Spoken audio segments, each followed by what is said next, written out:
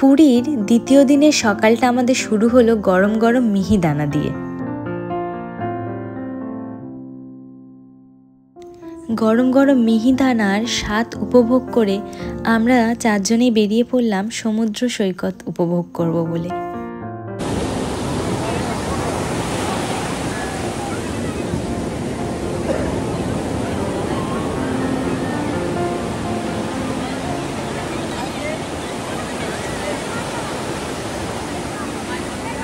আমি আর মা দুজনে নেমেছিলাম জলে, কিন্তু বাবা আর ভাই নামেনি, ওরা দাঁড়িয়েছিল উপরে। সেদিন সমুদ্রের ঢেউগুলো ছিল প্রচণ্ড শক্তিশালী, তাই মা বলল বেশি দূর যাব না, পাড়ে বসেই চান করব, যতটুকু ঢেউ গায়ে লাগে। সেই মতো আর কি, মা ভয় পাচ্ছিল বলে আমরা একটু উপরের দিকেই বসে চান করেছিলাম। পুরীর সমুদ্র মানে বাঙালির চির চেনা ভালোবাসা। যেখানে যাও ভিড়ের অর্ধেকটাই বাঙালি। কেউ চান করছে, কেউ বালিতে খেলা করছে, আবার কেউ বাদাম আর ভেলপুরির দোকানে লাইন দিয়ে দাঁড়িয়ে আছে। পুরী যেন বাঙালির দ্বিতীয় বাড়ি। পুরীর সমুদ্রের ঢেউ যেমন এক মুহূর্ত থেমে থাকে না, ঠিক তেমনি এখানের ভিড়ও কখনো থেমে থাকে না। এ যেন বাঙালির চিরকালীন প্রিয় গন্তব্য। যতবারই আসো মনে হয় আবার আসবো। পুরীর সমুদ্র যেমন সুন্দর তেমনই কিন্তু অনেক সময় ভয়ঙ্করও হতে পারে। প্রায়ই শোনা যায় কেউ না কেউ প্রতিদিন চান করতে গিয়ে ঢেউয়ের টানে ভেসে গেছে। ঢেউ যখন শান্ত দেখায় তখনই তার টান ভেতরে ভেতরে সব থেকেই বেশি হয়। আমরা যখন চান করছিলাম তখনও ঢেউয়ের টান প্রচণ্ড ছিল। বোঝাই যাচ্ছিল না যে ঢেউয়ের টান এতটা হতে পারে ঢেউটাকে দেখে। স্নান শেষে হোটেলে ফিরে আমরা ফ্রেশ হয়ে বিকেলের দিকে আবার বেরিয়ে পড়লাম সমুদ্রটাকে দেখব বলে।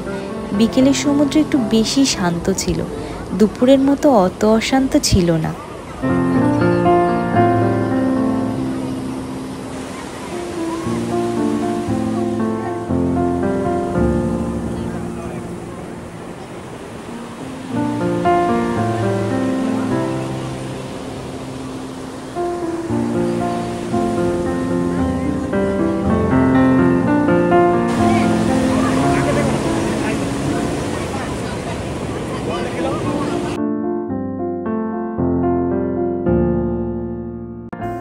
আমি আর ভাই খেলাম সুইটকর্ন।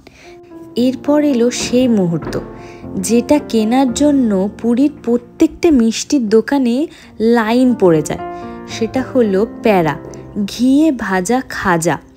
আমরা গেলাম নামকরা কাকাতুয়ার দোকানে, যেখানে দামটাও একটু কম আর ঘিয়ে ভাজাই প্যারা ওখানে বিক্রি হয়।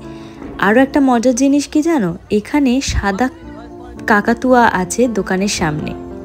তারপর আইসক্রিম খেতে খেতেই আমাদের দ্বিতীয় দিনের পুরী ঘোরা শেষ হলো। পরের দিন আমাদের এবার বাড়ি ফেরার পালা।